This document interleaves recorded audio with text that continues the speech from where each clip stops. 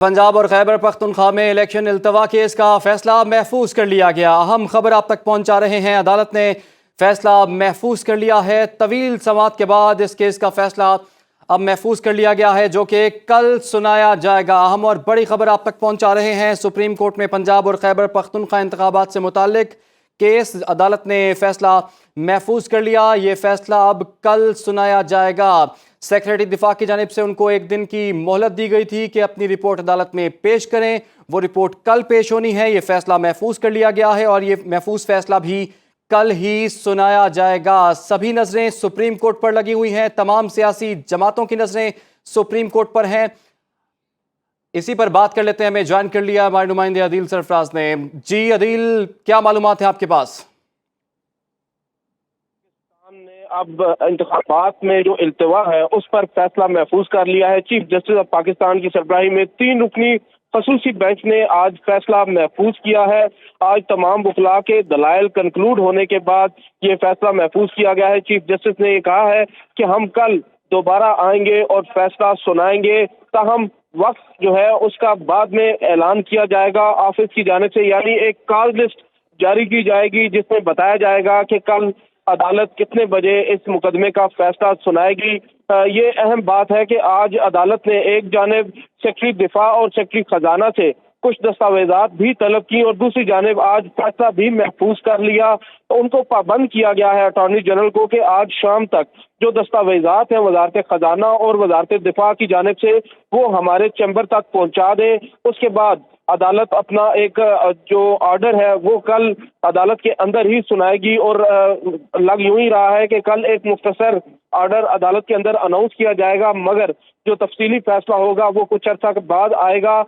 और इसमें एक बात तो आज की अदालती कार्रवाई को हम देखें तो हमें नजर आ रही है कि अदालत भी अब कन्विंस्ड है कि इंतखाबात का इनेकाद यकीनी बनाया जा सकता है मौजूदा हालात के अंदर, क्योंकि अदालत ने खुद वाज़ेह किया है कि जो वजारत खजाना है या वजारत दिफा उनकी जानिब से कोई भी तावील या अटॉर्नी जनरल की जानिब से कोई भी ऐसी तावील नहीं दी गई जिसके ऊपर हम ये कह सकें कि इंतखाबात को मौखर किया जा सकता है।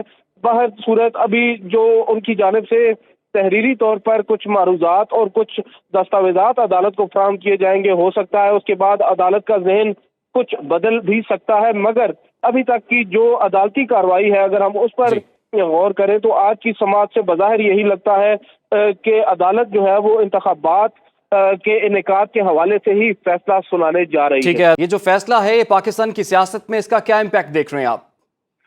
देखिए, पाकिस्तान की सियासत में तो इसका इम्पैक्ट जाहिर है इलेक्शन की सूरत में आएगा या इलेक्शन नहीं करवाए जाएंगे। 2 ही सूरतें मुमकिन है कि या तो इलेक्शन डिले कर दिए जाएं और हुकूमत जो कह रही है उसके आर्गूमेंट को मान लिया जाए, या फिर ये आर्गूमेंट जो पाकिस्तान तहरीक इंसाफ का है और दस्तूर भी इसकी सपोर्ट करता है कि दस्तूर में जिस तरह वाज़ेह अंदाज में लिखा है कि 90 दिन में इलेक्शन किसी भी असम्बली के टूटने की सूरत में होंगे, तो उस फैसले को नाफिज कर दिया जाए। लेकिन इसमें अहम तरीन बात यह है कि पाकिस्तान की सियासत के हवाले से जो फैसला होगा इसकी तो हैसियत वक्ती होगी कि इलेक्शन हो जाएगा और इलेक्शन होने के बाद जाहिर है तमाम फरीक अपनी अपनी जगह इलेक्शन लड़ेंगे और उसके बाद जो भी सूरत हाल सामने आएगी।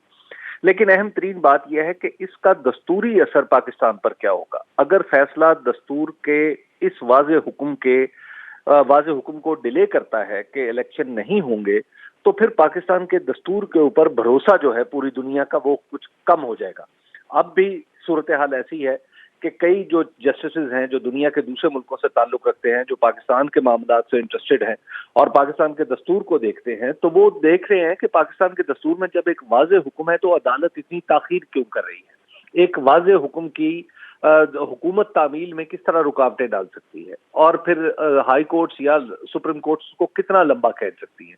तो लिहाजा ये इसमें एक इंटरनेशनल एलिमेंट भी है, क्योंकि ये फैसले जो सुप्रीम कोर्ट में होते हैं फिर ये दुनिया के जो वर्ल्ड ओवर ज्यूरिसडिक्शन का हिस्सा बनते हैं और फिर यहीं से लोग अखज़ करते हैं कि कौन से उसूल कानून है जो किसी मुल्क में अपनाए गए और फिर दुनिया में उनके हवाले दिए जाते हैं। तो जब हमारे दस्तूर का सवाल उठेगा और फिर उसके ऊपर ये सवाल, जब ये इलेक्शन का सवाल होगा, तो डेफिनेटली अगर ये इलेक्शन होता है तो मेरे ख्याल में कि पाकिस्तान की जो इज्जत है वो दुनिया में भी बढ़ेगी। ठीक है, ब्यूरो चीफ कामरान खान ने भी हमें ज्वाइन कर लिया है। कामरान, आपने भी तवील ये प्रोसीडिंग्स देखी हैं, जो दलाइल दिए गए हैं, जो दलाइल आज कंक्लूड हुए हैं, الیکشن کمیشن کی جانب سے، دیگر فریقین کی جانب سے، اور جو اہم ریمارکس سامنے آئے ہیں، آپ کے خیال میں الیکشن کی ممکنات کہاں تک نظر آ رہی ہے آپ کو؟ جی بالکل، دیکھیے اب چونکہ یہ سماعت جو ہے وہ مکمل ہو چکی ہے اور اس کا فیصلہ جو ہے وہ کل بھی سامنے آ جائے گا۔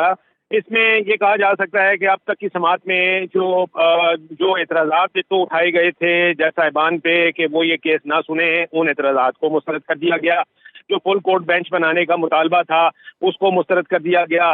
اس کے علاوہ جو 4-3 اور 2-3 اکثریتی والا معاملہ تھا کہ وہ جو کہا جا رہا تھا کہ جی یہ جو پٹیشنز ہیں یہ تمام کی تمام مسترد ہو چکی ہیں، ایک 4 اور 3 کی ریشو سے اکثریتی فیصلے کے نتیجے میں، وہ والا معاملہ جو تھا وہ بھی بظاہر ایسا لگ رہا ہے کہ اس کے اوپر بھی عدالت نے اپنی رولنگ دے دی ہے کہ وہی 3-2 والی اکثریتی فیصلہ جو ہے جو کہ 1 مارچ کا ہے وہ وہی پریویل کرے گا۔ تو اسی تناظر میں اور پھر سب سے زیادہ یہ کہ جو 2 مین اسٹیک ہولڈرز تھے اس میں، جو جن کو کہ آج وزارت دفاع اور وزارت خزانہ، ان کے سیکٹری، متعلقہ وزارتوں کے سیکٹری جو تھے وہ آج خود ان پرسن یہاں پر موجود تھے اور ان سے باقاعدہ طور پر ان پر باقاعدہ طور پر ان سے جواب مانگ لیا گیا۔ جو سیکٹری خزانہ تھے انہوں نے آج ہی جواب دے دیا، اور سیکٹری دفاع کو بھی یہ کہا گیا ہے کہ وہ آج ہی اپنی جو معروضات پیش کرنا چاہتے ہیں وہ سربا مہر لفافے میں آج ہی عدالت کو دے دیں، کیونکہ ان کی روشنی میں پھر کل جو ہے وہ باقاعدہ فیصلہ جو مرتب شدہ ہوگا وہ سنایا جائے گا۔ تو اس لحاظ سے لگتا یہ ہے، ایسا یہ لگتا ہے کہ عدالت جو ہے وہ جو الیکشن کمیشن کا 22 مارچ والا جو حکم نامہ ہے، جو نوٹیفیکیشن ہے، جس میں انہوں نے جو 30 اپریل کو ہونے والے الیکشن تھے ان کو ایکسٹینڈ کر دیا تھا 8 اکتوبر تک کے لیے۔ میرا یہ خیال ہے کہ وہ اس میں وہ چونکہ وہی چیلنج ہوا تھا تو اسی حوالے سے جتنے بھی ریمارکس وغیرہ دیے، جتنی آبزرویشنز آئیں جج صاحبان کی، وہ اس کے مخالف تھی کہ الیکشن کمیشن کو یہ اختیار نہ ہے کہ وہ یہ تاریخ جو ہے ایک دیے گئے شیڈول کی تاریخ جو ہے وہ چینج کر سکے۔ تو وہ جو 22 مارچ کا حکم نامہ ہے وہ بھی خطرے میں ہے، اور ایسی صورت میں ہم یہ کہہ سکتے ہیں کہ یہ جو معاملہ ہے یہ فوری الیکشن کے انعقاد کی طرف ہی جاتا ہوا نظر آ رہا ہے۔ یہ معاملہ فوری الیکشنز کے انعقاد کی طرف جاتا ہوا دکھائی دے رہا ہے۔ سپریم کورٹ کے باہر اس وقت اسد عمر موجود ہیں، شاہ محمود قریشی ہیں اور عثمان ڈار موجود ہیں، دیگر قائدین موجود ہیں، علی محمد خان بھی یہاں پر پہنچ چکے ہیں، کچھ ہی دیر میں وہ میڈیا سے گفتگو بھی کریں گے۔